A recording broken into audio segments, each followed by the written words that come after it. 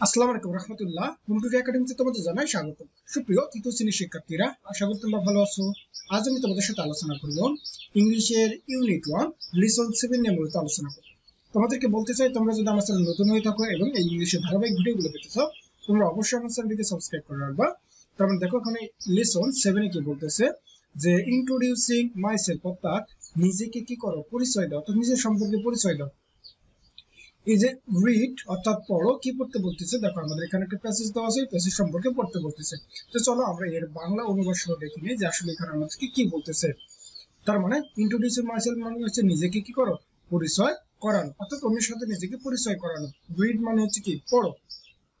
যে hello, I am কি জেরিন, অর্থাৎ আমি হলো জেরিন। যা আই এম 8 ইয়ার্স ওল্ড, অর্থাৎ আমার বয়স কত, 8 বছর।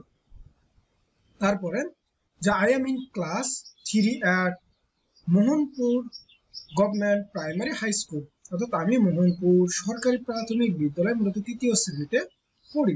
তারপরে I live with my family in Mohanpur, অর্থাৎ আমি আমার পরিবারের সাথে মোহনপুরে কি করি, বাস করি।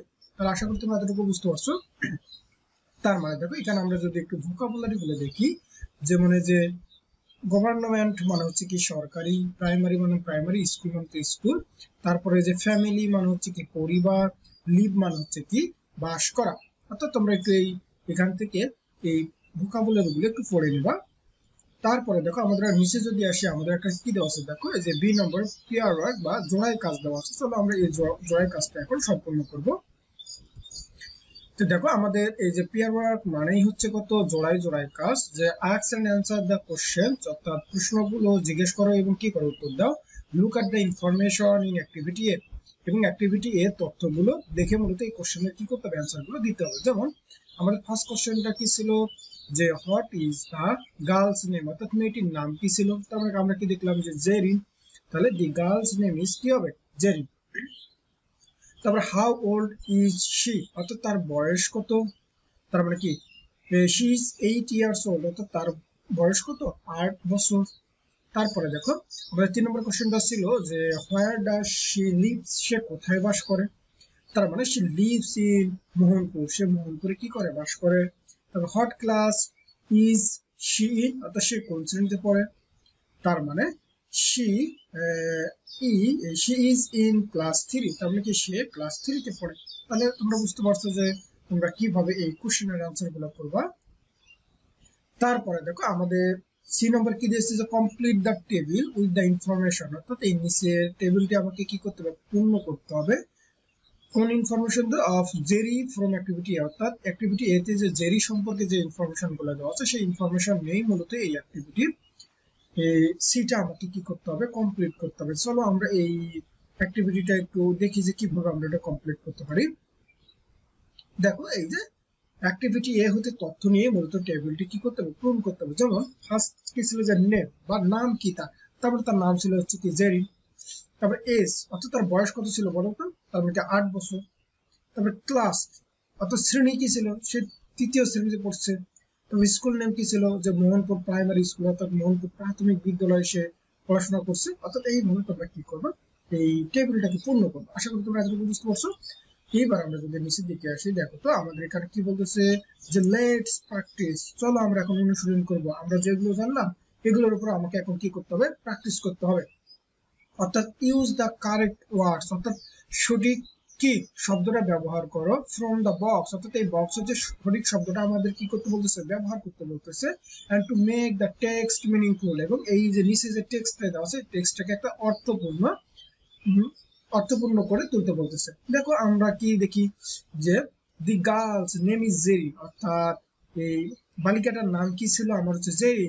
শি ইজ ইন ড্যাশ 3, তার মানে কি নিশ্চয়ই সে কি করে, যে শি ইজ ইন ক্লাস কত, 3, তার মানে সে ক্লাস 3 তে পড়ে। তার মানে এখানে আমরা কি বসাবো, যে ক্লাস, তার মানে শি ইজ ইন ক্লাস 3, তার মানে সে কি করে, ক্লাস 3 তে পড়ে। তারপরে হার ইজ ড্যাশ কি, যে হার ড্যাশ ইজ, ওই যে মোহনপুর গভর্নমেন্ট প্রাইমারি স্কুল, তার মানে কি, যে হার স্কুল, তার মানে কি তার স্কুলের নাম কি বলতো, যে হার স্কুল। তাহলে এখানে আমরা বসাবো স্কুল, তার মানে her school is Mohanpur government primary school, তার মানে তার স্কুল হচ্ছে কি এই যে মোহনপুর সরকারি প্রাথমিক বিদ্যালয়। তারপরে কি এই যে শি ড্যাশ ইন মোহনপুর, তার মানে কি শি লিভস ইন, তার মানে সে বাস করে কোথায়, এই যে লিভস, তারপরে সে লিভস ইন এই যে মোহনপুর। তারপরে সে লিভস উইথ হার, সে কার সাথে বাস করে, এই যে তার পরিবারের সাথে, অর্থাৎ সে লিভস উইথ হার ফ্যামিলি, তার মানে এখানে কি বসাবো আমরা, ফ্যামিলি। তাহলে আশা করি তোমরা এতটুকু বুঝতে পারছো যে কিভাবে তোমরা এগুলো পূরণ করবে। তারপরে দেখো এইবার কি বলতেছে যে complete the table with your information. এইবার এই টেবিলটা তোমাকে পূর্ণ করতে হবে তোমার নিজের তথ্যগুলো দিয়ে। যেমন তোমার নাম দিলা, যে আমার নাম হচ্ছে কি রফিক দিতে পারো, করিম দিতে পারো, তোমার এটা বললাম যে আমার নাম হচ্ছে কত রহিম, তাহলে কি দিবা তোমরা এখানে রহিম দিলা। তারপরে যে এস, মনে করো তোমার কত 80 ইয়ার্স ওল্ড, ওকে।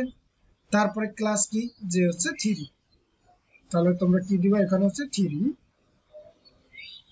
তারপরে স্কুল নেম মনে করো তোমরা দিলা হচ্ছে কি যে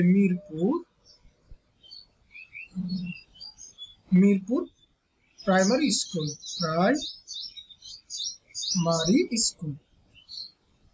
তাহলে আশা করি তোমরা এতটুকু বুঝতে পারছো। অর্থাৎ তোমরা এটা তোমাদের নিজের ইনফরমেশন দিয়ে তোমরা কি করবা, পূর্ণ করবা। তাহলে আশা করি তোমরা এতটুকু বুঝতে পারছো।